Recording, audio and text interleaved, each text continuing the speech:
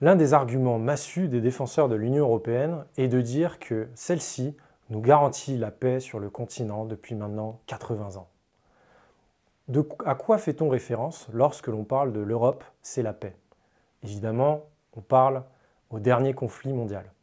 La Seconde Guerre mondiale, qui s'est arrêtée en 1945, a vu effectivement sur le sol de l'Europe occidentale une absence de conflit armé entre les différents pays. Mais est-ce réellement dû à l'Union européenne?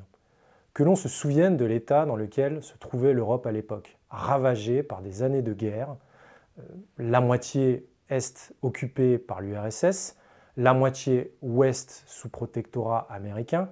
En réalité, le seul affrontement qui pouvait survenir à l'époque était un affrontement Est-Ouest entre les États-Unis et l'Union soviétique. Il s'est avéré que les deux belligérants se sont partagés l'Europe lors de la conférence de Yalta.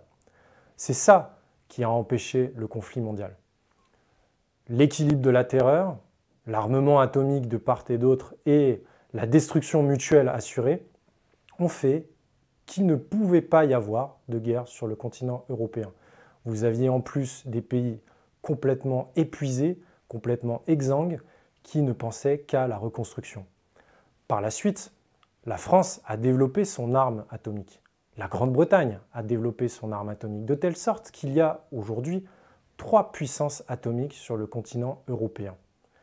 Ce simple fait permet à lui seul d'expliquer l'absence de conflit. Mais il n'est pas le seul. Que l'on regarde les courbes démographiques des différents pays européens. Il est évident que des pays vieillissants ne vont pas entrer en conflit l'un avec l'autre. Qui peut sérieusement affirmer que c'est la Commission européenne qui a empêché la survenue d'une guerre sur le continent européen? Cet argument ne tient pas la route, il n'est pas sérieux.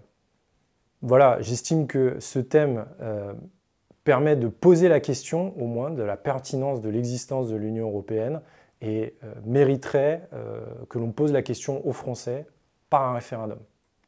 Donc je vous invite à signer la pétition dont le lien sera en description, référendum-ue.org.